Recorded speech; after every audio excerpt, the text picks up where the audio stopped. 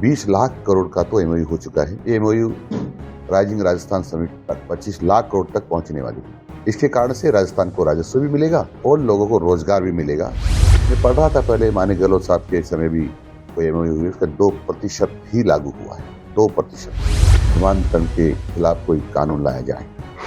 अब इस पर निश्चित एक्सपर्ट लोगों से चर्चा होगी और 1.5 लाख पद कांग्रेस के काले कारनामों के कारण से खाली है, जिसे बच्चों की शिक्षा सफर कर रही है। ये भर्ती होने के बाद राजस्थान में सामान्यतः कोई भी पद खाली नहीं। विधि सम्मत कठोर से कठोर कार्रवाई करेंगे और ये भी हो सकता है कि जितना वेतन उन्होंने ले लिया है उसकी भी ब्याज सहित वसूली हो। राजस्थान अब पहले की अपेक्षा तीव्र गति से विकास करेगा, क्योंकि इसके लिए माननीय मुख्यमंत्री जी ने बहुत दिनों से प्लानिंग कर रखी है और उस प्लानिंग का एक परिणाम जो देखेंगे आप अभी कि 20 लाख करोड़ का तो एमओयू हो चुका है। ये एमओयू राइजिंग राजस्थान समिट तक 25 लाख करोड़ तक पहुंचने वाली है। इसके कारण से राजस्थान को राजस्व भी मिलेगा और लोगों को रोजगार भी मिलेगा और इसलिए राजस्थान का विकास बहुत तीव्र गति से होगा। यानी सरकार बहुत बड़ा कीर्तिमान रचना चाह रही है, कह सकते हैं। आप सही कह रहे हैं। मैंने कहा ना कि सफलतम कार्यक्रम होगा, इसकी सफलता बहुत रहेगी। मैं पढ़ रहा था पहले माननीय गहलोत साहब के समय भी कोई एमओयू हुई, उसका 2% ही लागू हुआ है। 2%। और हम कोशिश करेंगे कि अधिकांश यानी मैक्सिमम ये धरातल पर आएंगे हमारे एमओयू, और उसके कारण से बहुत लाभ होगा। धरातल पर आने के बाद भी स्पीड से जो उन्होंने टारगेट तय किया है पूरा होगा।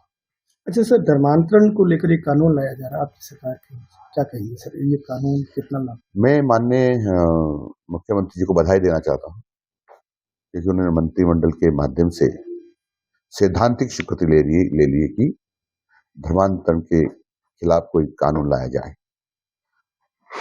अब इस पर निश्चित एक्सपर्ट लोगों से चर्चा होगी। विधानसभा में पारित करने के इसको लाया जाएगा। पारित होने के बाद सक्षम स्तर से स्वीकृति के बाद ये लागू हो जाएगा। अच्छा सर, एक पंचायती राज चुनाव को लेकर जिस तरह से ये निरीक्षण के लिए चल रहा है, क्या पंचायती राज चुनाव कब तक होंगे? क्योंकि 1 साल तो बीत चुका है उनका, मतलब वो ग्रेस पीरियड में चल रहा है। पंचायत राज चुनाव में इतना मैं कहता हूं कि किसी भी सरपंच का 5 साल से कार्यकाल कम नहीं होगा। और जहां तक चुनाव की बात है कब होंगे, ये तो माननीय मंत्रिमंडल तय करेगा। अच्छा सर, राजस्थानी भाषा को लेकर आपने मुख्य सचिव भारत सरकार को पत्र भी लिखा है। राजस्थानी भाषा को लेकर मैंने नहीं लिखा, माननीय मुख्य सचिव जी ने लिखा है। अच्छा सर, एक पॉलीथीन को लेकर आप लगातार बहिष्कार करते रहते हैं और गली नुक्कड़ हर चौराहे पर पॉलीथीन का लगातार भी सभी वो हो रहा है, उपयोग हो रहा है। उसको लेकर कोई सरकार कुछ खास करने, बैन लगाने का? देखो, पॉलीथीन हम सबका दुश्मन है, मानवता का दुश्मन है, और फिर बैन लगाने की दोबारा जरूरत नहीं पड़ती, क्योंकि बैन लगा हुआ है तो उसकी पालना कराने की जरूरत है। तो पालना क्यों नहीं हो रही है सर? क्यों लगातार ठेले और ये दुकानों पर खुलेआम बिक रही है, खुलेआम चल रही है? देखो, हमने राजस्थान के जितने भी मैन्युफैक्चरर्स थे उनको बुलाया था,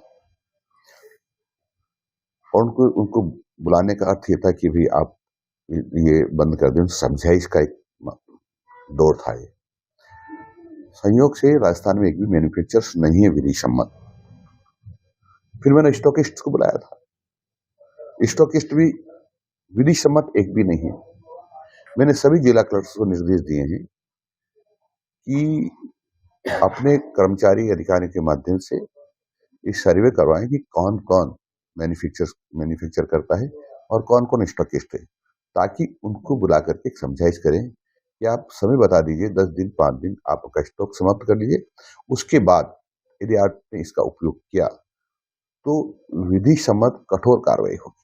अच्छा, सरकार 1 साल पूरा करने जा रही है। 1 साल में भी सरकार ने खूब भर्तियां निकाली थी, हर विभाग में निकली, आपके विभाग में। अब आपके विभाग में और क्या भर्तियों का डर आने वाला है?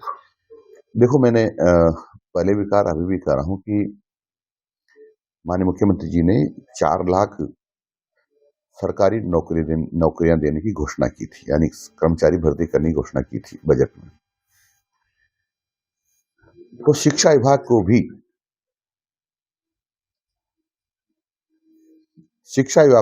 को भी लगभग 1.5 लाख से लगाकर 2 लाख तक सरकारी कर्मचारी मिलेंगे, जिसमें अध्यापक भी होंगे, प्रोफेसर भी होंगे, लेक्चर्स भी होंगे, वो सब होंगे। और 1.5 लाख पद कांग्रेस के काले कारनामों के कारण से खाली है, जिसे बच्चों की शिक्षा सफर कर रही है। ये भर्ती होने के बाद राजस्थान में सामान्यतः कोई भी पद खाली नहीं रहे।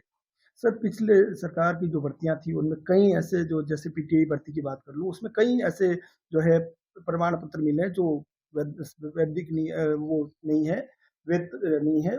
उसको लेकर आप क्या कहेंगे सर?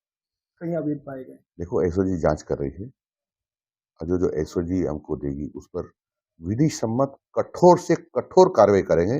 और ये भी हो सकता है कि जितना वेतन उन्होंने ले लिया है उसकी भी ब्याज सहित वसूली हो।